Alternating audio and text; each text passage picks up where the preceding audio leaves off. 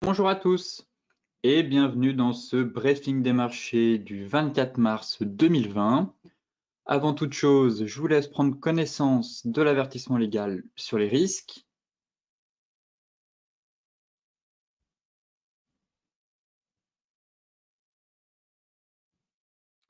Et tout de suite, on va s'intéresser à l'actualité des marchés avec hier les bourses européennes qui ont de nouveau fini sur un net repli. Les mesures monétaires exceptionnelles annoncées par la Réserve fédérale américaine et le méga plan de soutien du gouvernement allemand n'ayant pas suffi à rassurer les marchés face à l'ampleur du choc économique provoqué par la pandémie de coronavirus. Alors que la pandémie continue de s'étendre sur tous les continents et que son bilan continue de monter, l'Allemagne a présenté un plan de soutien à l'économie dont le montant global, crédits et garanties confondus, pourrait dépasser 750 milliards d'euros. Côté indicateur, en Europe, l'indice de confiance du consommateur pour la zone euro ressort en baisse de 5 points à moins 11,6 en première estimation et en repli de 4,5 points dans l'ensemble de l'Union à moins 10,4. Côté US, Wall Street a terminé aussi en baisse. La propagation du coronavirus à travers les États-Unis ayant contrebalancé les nouvelles mesures de soutien à l'économie annoncées par la Réserve fédérale. Après avoir abaissé ses taux directeurs à près de zéro, la Fed a dévoilé lundi un nouveau plan de mesures d'exception pour tenter de compenser les graves perturbations que va subir l'économie des États-Unis en raison du coronavirus, en ciblant spécifiquement le crédit aux particuliers, aux PME et aux grandes entreprises. Les annonces de la Banque centrale ont brièvement soutenu les futurs sur les indices américains avant l'ouverture de la bourse de New York, mais l'aggravation du bilan lié au coronavirus aux États-Unis et la multiplication des mesures de confinement à travers le pays ont fait replonger les indices dans le rouge. Hier, les investisseurs ont manifesté leurs inquiétudes face à l'incapacité du Sénat américain à approuver un plan de soutien massif à l'économie américaine pour lui permettre de faire face aux conséquences tout simplement dévastatrices de la pandémie de coronavirus. Encore une fois, le texte a été rejeté 2 fois à la Chambre haute des États-Unis dimanche soir, puis lundi. Finalement, les tractations se poursuivaient lundi soir en coulisses entre la majorité républicaine et la minorité démocrate.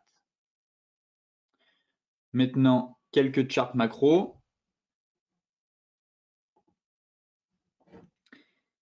Ici, nous avons les prévisions de croissance économique de l'Allemagne. Et comme vous pouvez le voir, étant donné que la crise économique et sociale s'est aggravée, alors que le gouvernement prévoyait que la pandémie de coronavirus entraînerait la plus grande contraction de la décennie, le ministère des Finances s'attend à ce que l'économie, du moins la croissance de l'économie, diminue d'au moins 5% cette année, presque sous les plus bas de 2009, suite au crack de 2008 avec les subprimes. Donc, on voit à quel point on pourrait avoir une contraction assez violente de l'économie avant de repartir. Toutefois, l'ancienne prévision de croissance, ce qu'il faut aussi retenir, c'est que l'Allemagne a échappé de peu à la récession l'année dernière et donc à quelque chose près, elle passait en récession et le ministère des Finances était assez optimiste cette année. Comme vous pouvez le voir, on voit que la croissance commençait à diminuer. Il prévoyait quand même, s'il n'y avait pas eu de coronavirus, une croissance à 1,1%. Donc, sachant que ça commençait à se dégrader pour l'Allemagne, que ce soit l'activité, voire les PMI ou même la croissance.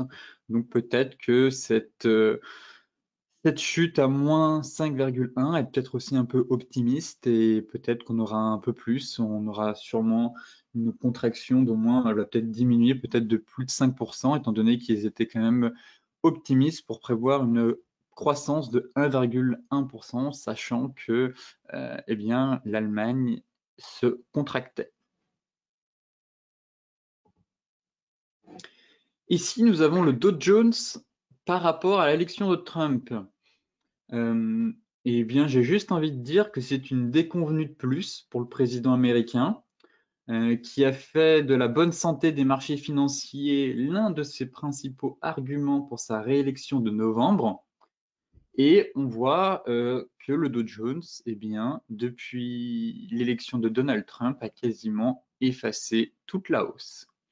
Donc Donald Trump, qui arpente fièrement sur Twitter que les marchés faisaient des nouveaux plus hauts, qu'un accord était là, que grâce à la guerre commerciale et les accords qu'il avait conclus avec la Chine, les marchés ne pouvaient que monter, que c'était très bon pour l'économie. J'ai envie de dire, c'est le retour du bâton pour Donald Trump, qui tente de minimiser les choses, puisque comme vous le savez, il ne souhaite toujours pas un confinement total du pays. Donald Trump sait très bien l'impact que cela pourrait avoir sur l'économie américaine, mais il fait le sourd d'oreille et ne préfère pas de confinement total pour le moment, car il joue gros, puisque c'est sa réélection en novembre qui, voilà, qui va entrer en jeu. Et vu la chute des marchés, il ne pourra plus s'appuyer sur cet argument pour dire regardez, depuis que j'ai été élu en novembre 2016, eh bien, les marchés ont progressé et sont allés de l'avant. Effectivement, Donald Trump risque de devoir de trouver d'autres arguments pour convaincre les électeurs, en tout cas, de le réélire en novembre 2020, puisque ce ne sera pas grâce au marché, en tout cas, qu'il pourra tout simplement présenter un programme suffisamment solide pour se faire réélire. Maintenant, passons au graphique. Et tout de suite, on va s'intéresser avec le CAC 40. Ce briefing des marchés sera un peu plus court que d'habitude, étant donné que nous avons les stratégies bourse Forex à 14 h cet après-midi. Donc, je ferai un tour d'horizon un peu plus complet en début d'après-midi. Un peu de vert ce matin pour les bourses européennes qui tentent de rebondir, du moins déclencher un rebond. On est toujours enfermé dans ce range, en fait, 4 heures. On va quand même d'abord aller sur l'unité de temps un peu plus longue, en journalier, pour voir le chandelier du jour, qui ressemble un peu à un marteau, même si je ne suis pas très fan de ces figures qui apparaissent un peu au milieu de nulle part. Et j'aime bien les figures comme ici, vous voyez ces doji en croix ou ce petit marteau qui interviennent vraiment en fin de baisse. Enfin, on ne peut pas deviner que c'est une fin de baisse, mais qui annonce des signaux de stabilisation, vraiment plus bas. Là, on s'est repris, on n'est pas vraiment sur un creux de marché. Le creux, il était à 3006. Là, il s'est fait à 3009. Du coup, je suis un peu frileux avec ces chandeliers qui apparaissent pas vraiment en fin de baisse ou en fin de hausse, tout simplement. Mais voilà, on est dans un marteau inversé pour le moment. Toutefois, prudence avec ces chandeliers, puisque, comme je vous le dis, eh bien, pareil, c'est un peu plus puissant quand s'il était vraiment apparu, là, on aurait eu, je sais pas, un joli pendu ici. Bon, bah, c'est un peu mieux que si le pendu est arrivé là. Voilà, tout simplement. Mais on reprend de la hauteur ce matin et on travaille la première résistance à 4080, 4130. C'est le pivot à franchir pour reprendre de la hauteur. Si vous voulez mon avis, en données 4 heures, voilà, c'est ici que ça se passe.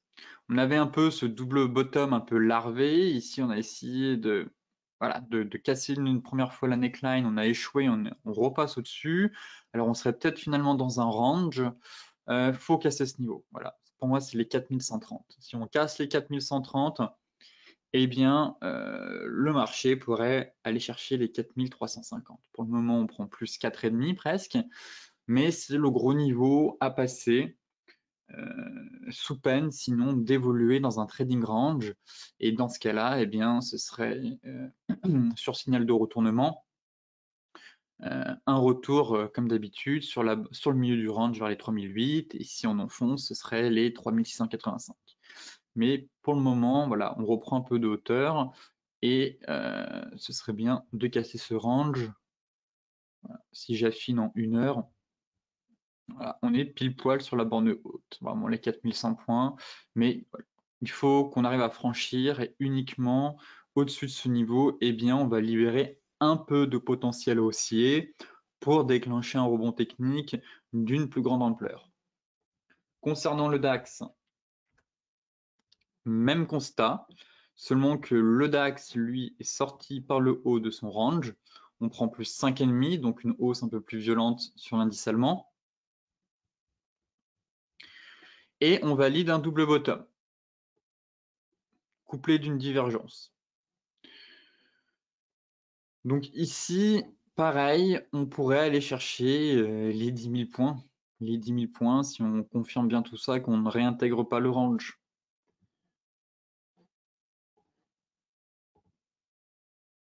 À peu près. Voilà. C'est la zone, les 10 000 points. Niveau psychologique, on aurait la moyenne mobile 50 qui viendrait ici coiffer les prix.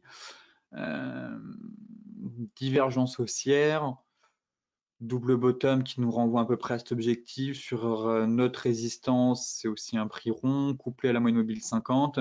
C'est un objectif assez propre techniquement, je trouve. Et puis, non, par contre, d'un point de vue des ratios, des retracements de Fibo, ça ne représente pas forcément les 38,20, c'est un peu plus haut, c'est les 10 500. Et voilà, voilà un peu le plan pour le moment qui se dégage. On voit que l'horizon s'éclaircit.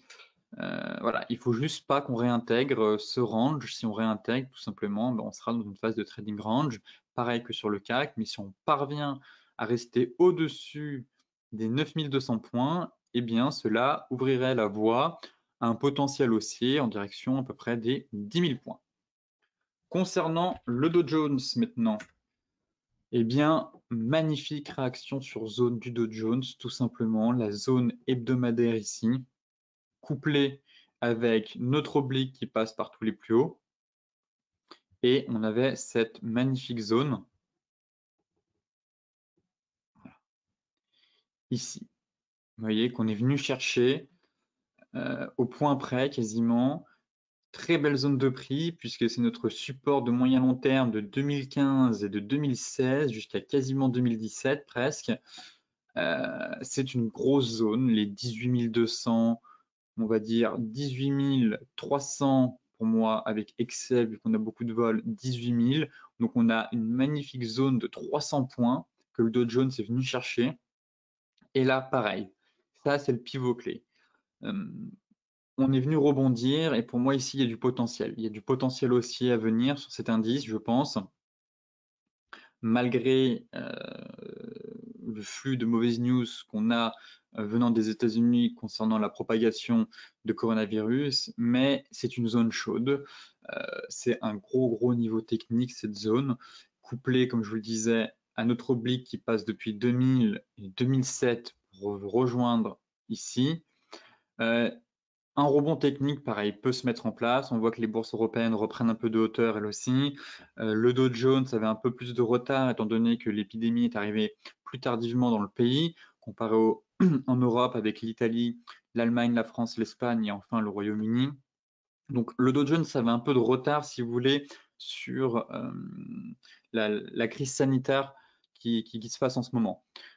De ce fait, le couteau n'était pas totalement planté, alors qu'on voyait bien que sur les bourses européennes, le couteau semblait s'être planté depuis la semaine dernière. On n'était pas allé sous les 3600 points concernant le CAC, alors qu'ici, eh bien, finalement, on a fait la pire semaine depuis 2008 et on a ouvert encore sur des plus bas cette semaine, alors que les indices européens, eux, commençaient à stabiliser. Donc ici, c'est pareil. Finalement, un rebond pourrait se mettre en place ici pour aller rejoindre, je pense, les 19 000. Donc là, on a déjà un gros gap sur les futurs. On doit être pas loin des 19 000, je pense, quasiment 19 200.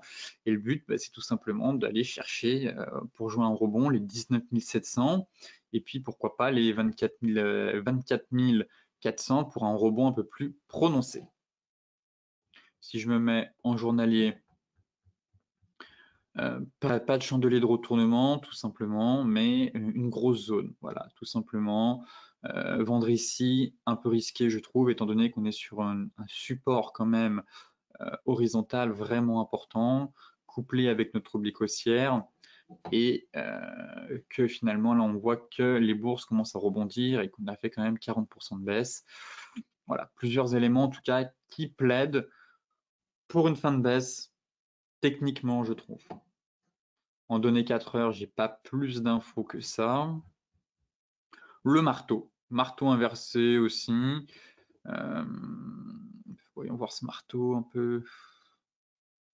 Pas très joli, pas très joli. Encore une fois, il est limite, très limite, je trouve. On a trop de mèches basses, par rapport au corps, mais on a une belle mèche haute, donc qui me plaît bien celle-là. Et le fait qu'on soit sur zone m'intéresse, mais petit marteau, en tout cas, ça va reprendre puisqu'on va ouvrir avec un gap haussier. Ce serait bien qu'on arrive à casser même cette oblique, voilà, quasiment ici. Il faut qu'on arrive à casser cette oblique, à reconquérir à peu près les 19 007 voire 20 000 pour aller chercher les 20 400 points, je pense, dans un premier temps. Concernant le Forex,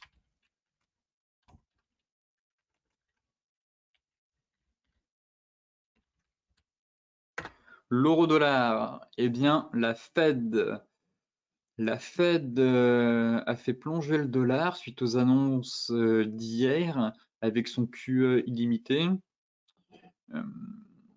J'évoquais le marteau qui avait besoin d'être confirmé durant vendredi. Effectivement, on a bien confirmé hier notre marteau, ici. Marteau inversé, hein, pardon. Donc joli marteau inversé, confirmé avec la bougie suivante puisque la clôture se trouve au-dessus de la clôture précédente.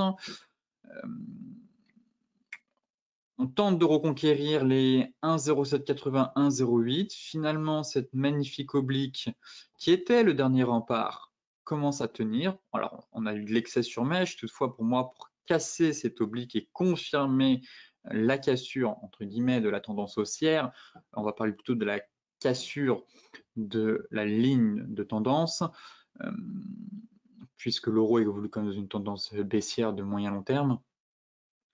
Eh bien, il faut une clôture mensuelle. Une clôture journalière ne suffit pas à confirmer, sinon c'est comme ça qu'on se prend des bear traps avec une grosse mèche. On est sur une oblique de très long terme, du coup il faut une unité de temps importante pour confirmer cette cassure. Et cette cassure pour moi sera confirmée uniquement sur un chandelier avec une clôture mensuelle. Et pour le moment, voilà, ça tient. Mensuel, on a fait un excès sur mèche, mais l'euro tremble, mais ne flanchit pas, tout simplement.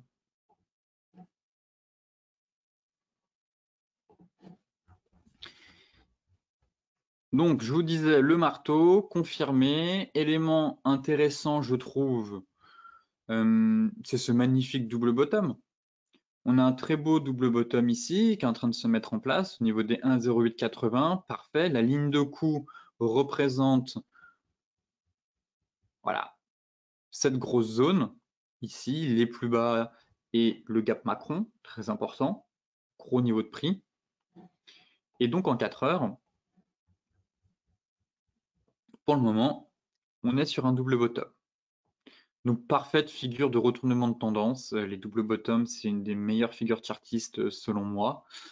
Probabilité de succès très élevée.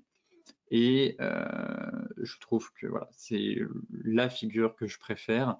En tout cas, si vous tradez avec l'analyse chartiste, comparé aux épaules, tête-épaule ou les tasses avec anse, tout ça, où je suis plutôt sceptique, cette figure-là, en revanche, je suis toujours surpris par son efficacité, tout simplement. Après, ça ne veut pas dire qu'elle va fonctionner ici, mais voilà, c'est des figures que j'apprécie. On l'a pu le voir sur l'euro GBP, rappelez-vous, sur la borne basse du range de long terme, on avait un magnifique double bottom qui s'est installé, mis en place.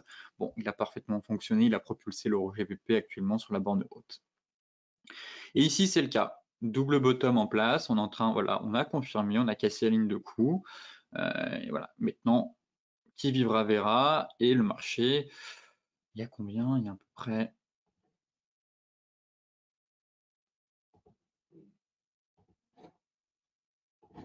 Ici, nous avons. Parfait. En plus, l'objectif théorique est assez propre. Indice, voilà, c'est d'aller chercher le seuil psychologique des indices. Pour rappel, c'est ce gros niveau de prix qu'on a travaillé là, ici. Et puis les indices, est-ce que si on affine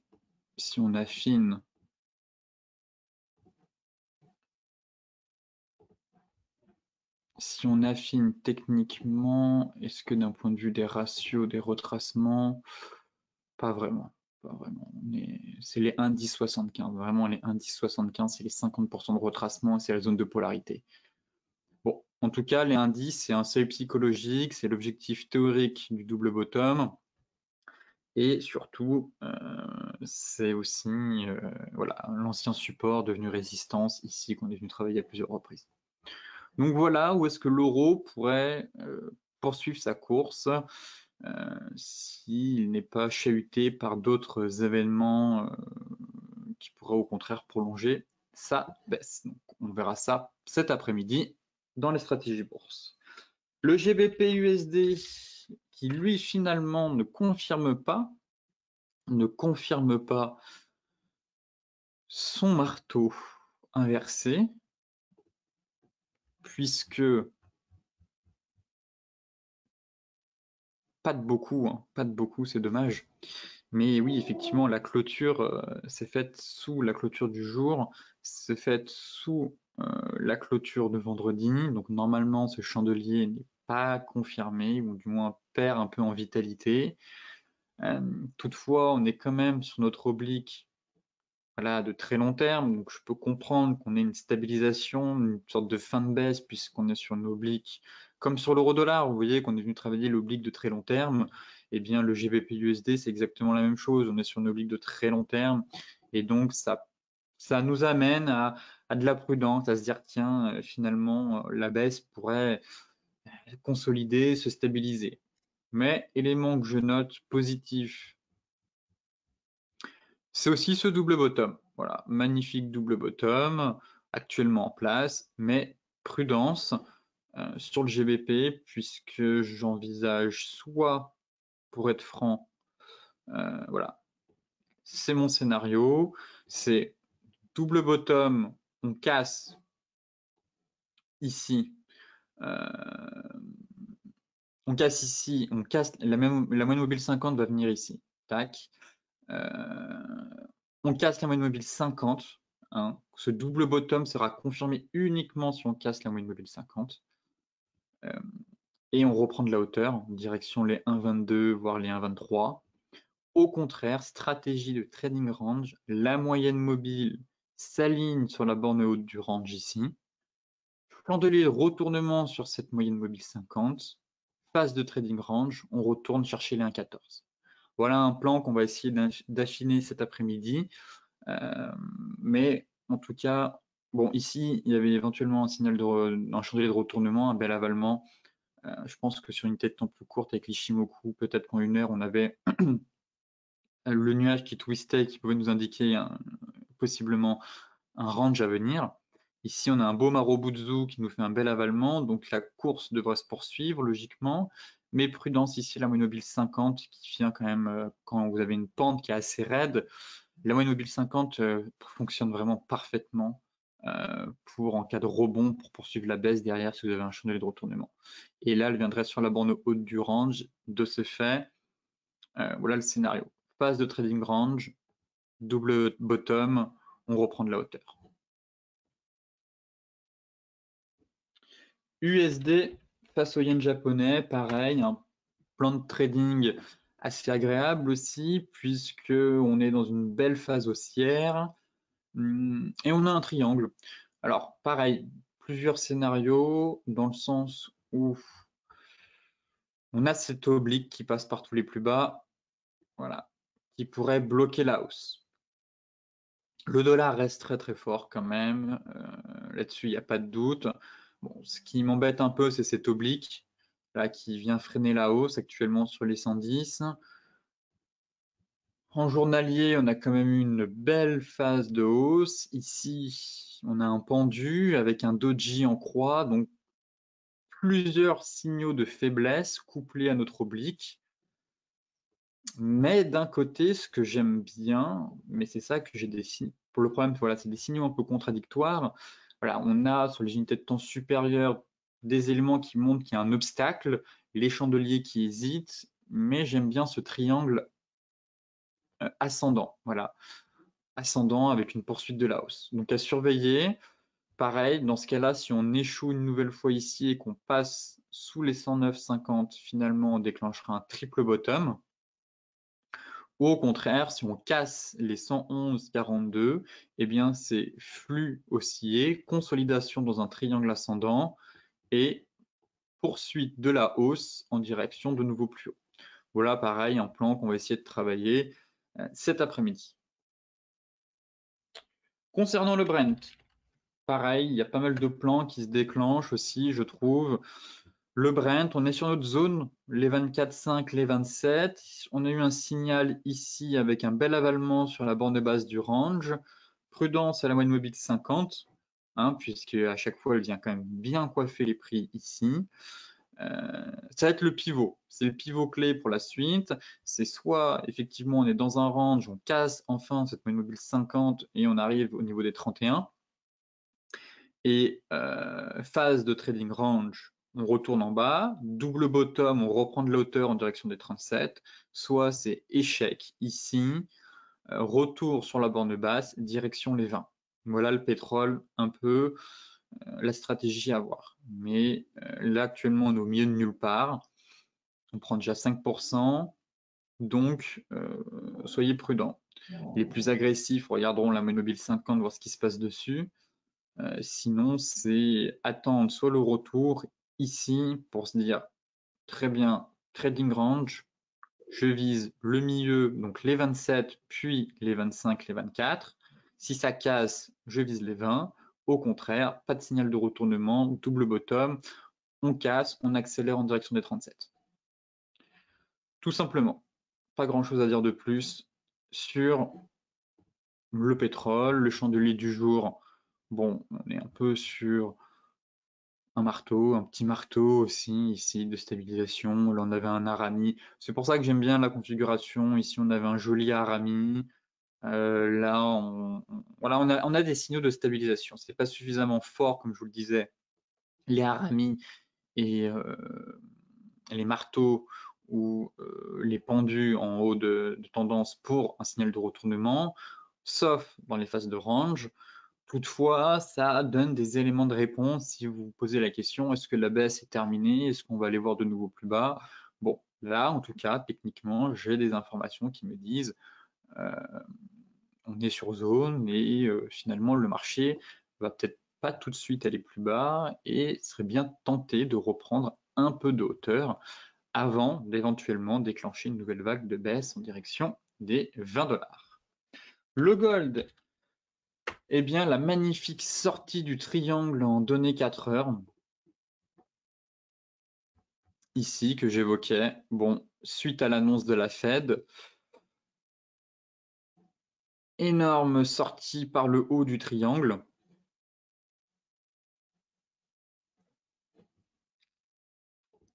Alors, tac. On va prendre la hauteur de ce triangle. Il y a encore de la place, il y a encore un peu de place. Bon, rentrer maintenant, c'est un peu tard. Mais voilà, le triangle qui a parfaitement fonctionné. Bougie flux suite à l'annonce de Powell des mesures de soutien. QE illimité, derrière ça explose. L'objectif, bien sûr, c'est les 1612. Après, certains qui sont peut-être en retard pourront se consoler. J'aime bien les cas de figure où, si vous voulez, on a un triangle et puis derrière, ça valide encore une autre figure chartiste, à savoir un magnifique double bottom ici, avec une ligne de coup au niveau des...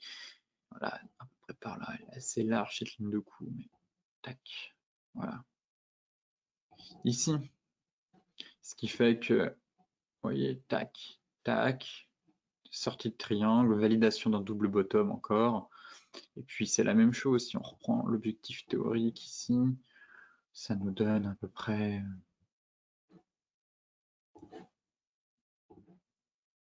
Voilà, les 1625. Les 1625 à venir chercher, donc le triangle c'était les 1612, et puis le double bottom c'est les 1625. Voilà un peu le tour d'horizon dans ce briefing des marchés. Concernant le gold, bon, il faut essayer d'avoir un pullback éventuellement, mais c'est vrai que le train est déjà parti, et tant pis si vous n'êtes pas dedans.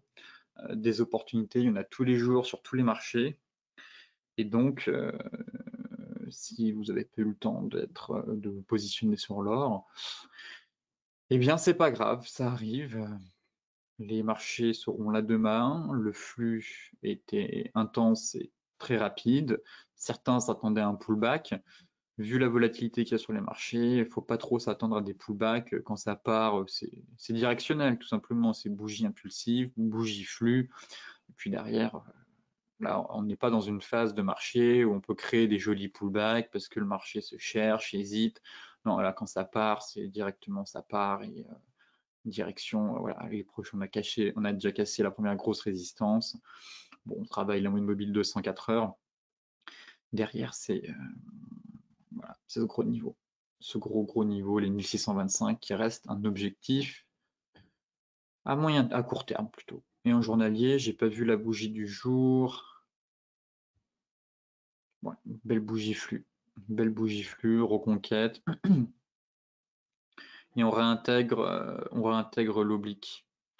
On réintègre notre oblique haussière. Donc, c'est de bon augure, en tout cas pour l'or, qui a beaucoup souffert les 2 dernières semaines, et puis semble se ressaisir à nouveau pour aller chercher, voilà, finalement, pour aller chercher les prochaines résistances. Voilà. Pour le moment, on est allé chercher la moyenne mobile 50, elle a tenu, et puis là, ça semble repartir de l'avant. Ce briefing des marchés touche à sa fin. Pour celles et ceux qui souhaitent consulter l'article dans son intégralité, je vous mets le lien dans la description de la vidéo. Petit rappel, pour vous inscrire aussi aux stratégies bourse forex cet après-midi, je vous mets le lien. Sinon, pour les autres, eh bien, c'est demain pour le money management et la psychologie des marchés dans un webinaire live. Sur ce, eh bien, je vous souhaite à toutes et à tous une excellente journée, de très bons trades, et on se retrouve soit cet après-midi, soit demain pour faire un point sur les marchés.